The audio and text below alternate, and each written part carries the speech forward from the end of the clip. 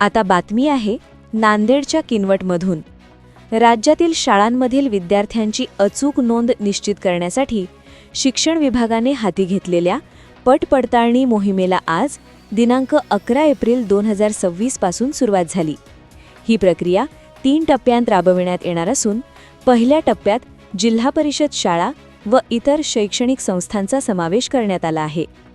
नांदेड जिल्ह्यातील इस्लापूर येथे या मोहिमेअंतर्गत PM श्री जिल्हा परिषद हायस्कूल आणि कैलासवासी प्रल्हाद गरुड माध्यमिक विद्यालयात पट पडताळणी पार पडली। जिल्हा परिषद हायस्कूलमध्ये इयत्ता 1 ते 9 पर्यंत एकूण 602 विद्यार्थ्यांची नोंद असून त्यापैकी 508 विद्यार्थी उपस्थित असल्याचे आढळून आले। दरम्यान कैलासवासी प्रल्हाद गरुड माध्यमिक विद्यालयात इयत्ता 8वी व 9वीच्या 100 विद्यार्थ्यांपैकी 90 विद्यार्थी उपस्थित असल्याची नोंद करण्यात आली।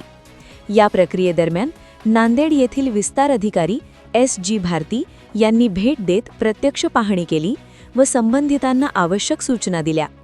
शिक्षण विभागाच्या या उपक्रमामुळे शाळांमधील प्रत्यक्ष उपस्थितीची अचूक माहिती मिळणार असून शाळाबाह्य विद्यार्थ्यांचा शोध घेणे तसेच शैक्षणिक नियोजन अधिक प्रभावीपणे राबविणे शक्य होणार असल्याचे अधिकाऱ्यांनी सांगितले। Bureau report GK news, Kinwat, Nanded. तुम्ही पाहत आहात महाराष्ट्राच्या कुशीतलं GK न्यूज मराठी, सात जनतेची, भूमी महाराष्ट्राची।